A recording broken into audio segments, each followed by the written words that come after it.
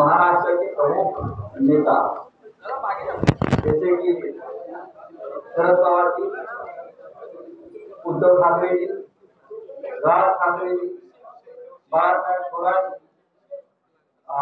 जयंत पाटील जी, सुभाष लांडे, भारतीय communist party के, अजित पवार, मार्क्सवादी communist party, Mumbai Congress के अध्यक्ष वर्षा गायकवाड़, रईस शेख, समाजवादी पार्टी, ऑल पार्टी डेलीगेशन आज महाराष्ट्र के मुख्य निवडणूक अधिकारी शुक्लेंद्रम साहब से मिलने गए थे और बाद में राज्य निवडणूक आयोग जो है उनके दिनेश वाघमारे जो कमिश्नर है उनके साथ हमारा और एक डेलीगेशन है।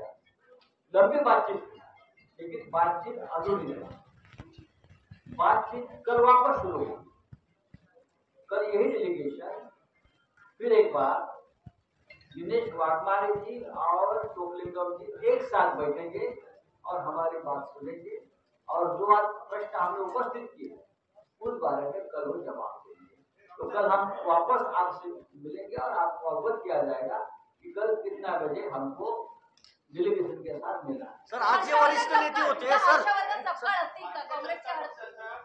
पुन्हा एकदा सर्व वरिष्ठ नेते असणार आहेत का सर? वरिष्ठ नेते उद्या पण असणार आहेत का? सर्व नेते असणार आहेत का? वरिष्ठ नेते असणार आहेत का?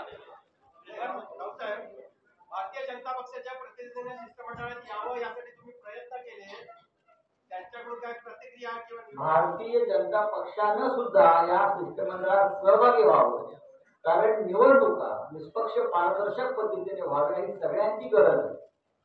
जसं तृणमूल काँग्रेस जिथे राज्य करते बंगालमध्ये तिथे भारतीय जनता पक्षाचे लोक निवडणूक आयोगाला घेऊन हीच मागणी करतात। केरळमध्ये भारतीय जनता पक्ष हीच मागणी करते, कर्नाटकमध्ये भारतीय जनता पक्ष हीच मागणी करते।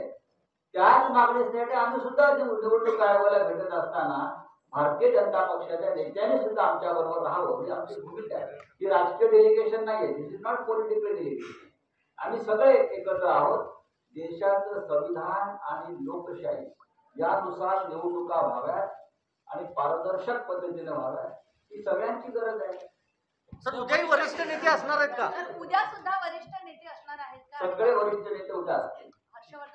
हर्षवर्धन सपकाळ, आज बाळासाहेब थोरात ज्येष्ठ नेते, केंद्रीय काँग्रेस नेतृत्वानं ज्यांची नेमणूक केली या डेलिगेशन मध्ये ते या शिष्टमंडळामध्ये आहे। माझं त्या संदर्भात काँग्रेस नेत्यांशी चर्चा झाली। धन्यवाद। त्यासाठी विचार करण्यासाठी निवडणूक आयोगाला वेळ हवा, चर्चा अपूर्ण आहे। उद्या पुन्हा एकदा एकत्र भेटण्यासाठी दोन्ही आयोग राज्य आणि केंद्र एकत्रित या शिष्टमंडळाला भेटणार आहेत। म्हणजे चर्चा किती गांभीर्यानं झाली, पूर्व झाली आपल्याला कळलं।